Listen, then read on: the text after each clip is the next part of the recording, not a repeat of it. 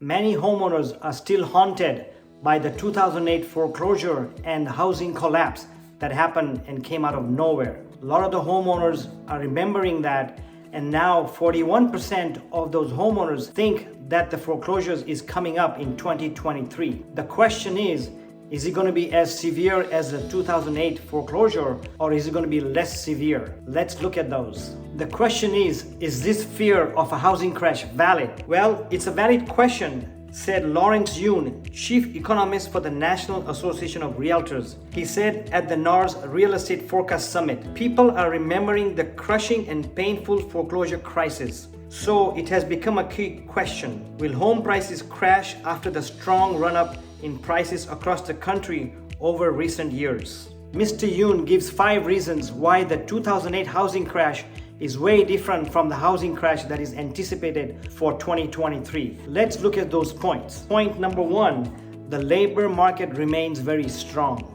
In the last recession, there were 8.6 million job losses.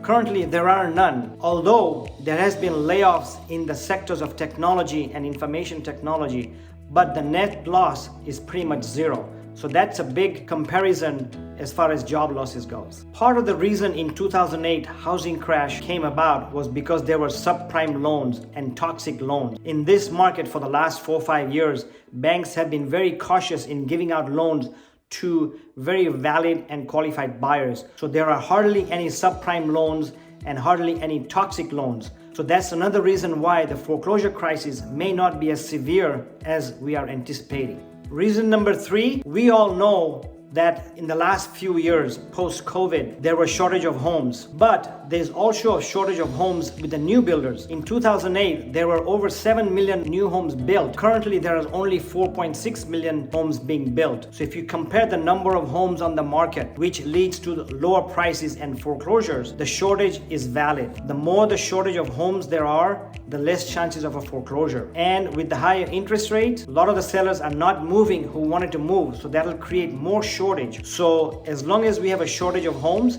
the foreclosure crisis may be less severe. One of the key factors that leads to foreclosure is the delinquency rate. Currently, the delinquency rate is only 3.6%. In 2008, that was close to 10%. So it's a big difference as far as delinquency goes. So as long as the delinquency stays low, there's again less chance of a severe foreclosure crisis. I have one more pointer to give you what Mr. Yun says, but before I do that, I wanted to thank you for visiting my channel, watching this YouTube video. So I would like to suggest to you to subscribe to my channel. I come up with new videos every week, so feel free to subscribe. I would really appreciate it.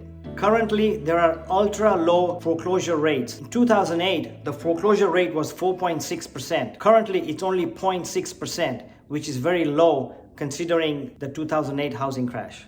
One of the key things that Mr. Yun suggests is that because of the shortage of inventory of homes for sale, despite the high interest rate, despite the high prices, because of the shortage, there's a less chance of a huge price crash in this market. The other thing to remember is that for those homeowners who bought the homes in the last 4, 5, 6, 7 years, they have built up a lot of equity. So even if they become delinquent on their loans or they lose their jobs, the equity will keep on going for at least a couple of years before they default on their loans or have to let their houses go. So because of the shortages, because of the high equities, chances of a huge price crash, according to Mr. Yun, is negligible, or it's not as severe as the 2008, which was a very drastic foreclosure crisis.